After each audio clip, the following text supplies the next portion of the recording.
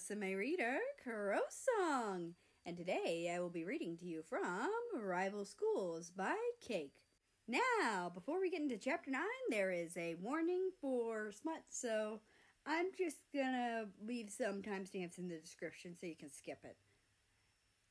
Now, on to Chapter 9, Midnight Shenanigans. You should let me suck your dick again, Russ, America jokingly whispered, sitting on his boyfriend's lap. Not in my house, dumbass. Belarus has her own room, and she'll wander in here if she hears anything. Russia shot back, flicking America's forehead. Well, actually, what time is it?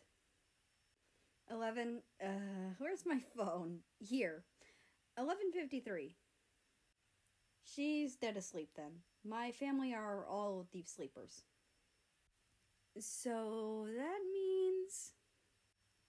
Russia grabbed the neck of America's shirt and pulled him in closer, bringing his other hand up to America's ass and gripping it tightly. America gasped quite loudly and buried his head into Russia's neck.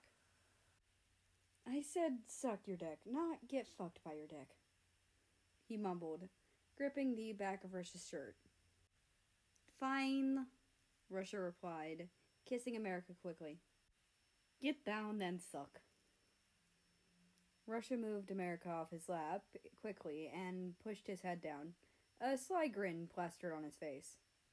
America glared up at Russia and pulled down Russia's sweatpants and boxers, fixing his own position to be more comfortable as he did. Russia was hard already, probably because America was grinding on him earlier, but that did not slow America down at all. He quickly shot his head forward and licked Russia's dick slowly, causing Russia to release a lengthy, quiet moan. America wrapped his mouth around Russia's dick, slowly bobbing up and down, resting his hands on Russia's thighs. Fuck, America, Russia moaned lowly, brushing America's hair from his face. Oh, God. America quickened his pace, making it harder for Russia to keep quiet. The two kept at it for a bit until Russia came in America's mouth, America swallowing every drop of the cum. America was then pushed back onto the bed, being pinned down on the bed. He chuckled slightly before being cut off by Russia kissing him rather roughly. Babe, get off, America giggled, pushing against Russia. Why can't I give you a little pleasure, You gave me a favor. I should return it. How are you planning on doing that, huh? America shot back, thinking he would catch Russia off guard. He didn't. I'll jack you off, Russia replied cockily, leaning his face forward mere inches away from America's. Would you like that? Yes, please, Russia, America answered after a brief pause. I'd like that, actually. Russia nodded and kissed America, passionately this time, moving his hand to America's jeans and undoing the belt. That belt was useless, though. America preferred wearing tight jeans, therefore making the belt a mere obstacle for Russia to overcome. Once Russia got the belt undone and out of the way, he, as quickly as he could, unbuttoned and unzipped his jeans before slithering his open hand underneath America's back and lifting him up just enough to pull the jeans down and away. Fuck, Russ, let me help a bit, America argued, pushing Russia up a bit. It's my turn to help you. I'll do it, you relax, Russia replied, discarding America's jeans onto the floor, followed by his boxers. Russia pressed gentle kisses to America's thighs and waist, teasing America's hard dick. America moaned lightly each time Russia decided to take a bite or a more aggressive kiss on his lower body, not caring to protest the implementing of marks, which will definitely last a few days. A few hickeys wouldn't hurt. Nobody would be seeing them. Russia brought a hand up to America's stomach, pushing up the sweater he had on, uncovering his stomach. Russia began weaving kisses all over America's stomach and moved his hand from America's thigh to his dick, slowly beginning to pump it up and down. Russia, babe, was the last thing America remembers saying, the ecstasy taking over his mind quite quickly.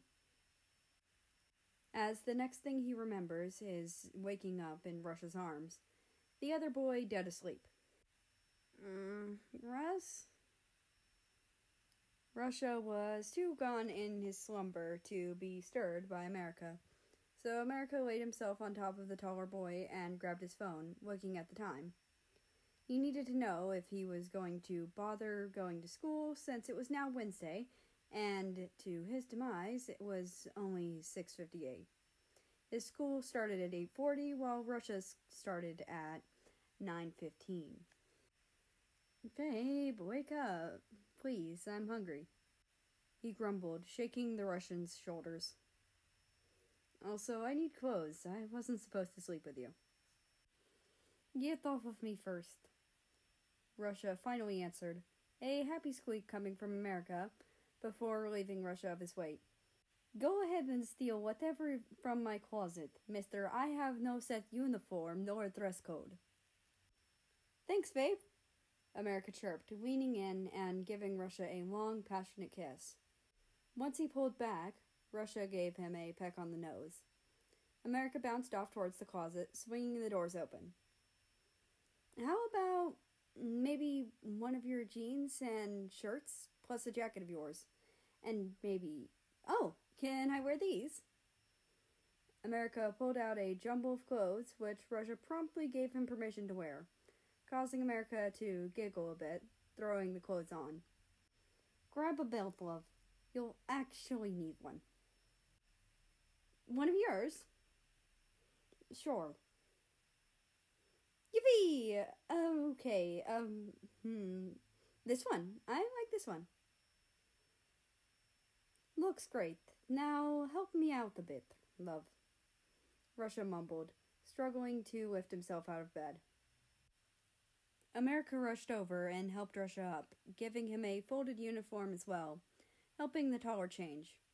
After they were done, America pulled Russia up onto his foot and handed Russia his crutches, guiding the man downstairs. They were both immediately greeted by the sight of Russia's dad reading a book on his recliner seat, not noticing the two. Morning, Russ, Ukraine called from behind, squeezing past the two. Morning, Papa. Morning, America. Morning, America cheerfully replied, following the woman into the kitchen, hoping she would help him scout out food. He stayed the night, Soviet asked, not looking up from his book. Remember, Russ, I don't care. Just don't do anything that will leave a bad image on Bella, and use the condoms. Ah, thanks, Papa, Russia mumbled in response, dropping himself onto the couch. Is Bella still asleep? Why wouldn't she be? She's the most tired child ever. Much easier to raise than you or Yuki, Soviet responded with a chuckle, setting his book down to the side. America skipped over to Russia and practically sat on his lap, eating a Pop-Tart before Soviet spoke up again. America, you are always welcomed here. And don't think you can't dig through my kitchen. I'll let you cook, even. What? You won't even let me cook! Ukraine yelled in protest, crossing her arms where she stood in the kitchen. I doubt America will burn my house down. Da? Amerika остановлен. Ты слишком самороден. I tried. I tried. The rough translation is, America is careful, you are too self-confident, and I absolutely butchered pronunciation. I am sorry. Soviet gently replied in response, keeping his voice low. Your sister is still sleeping.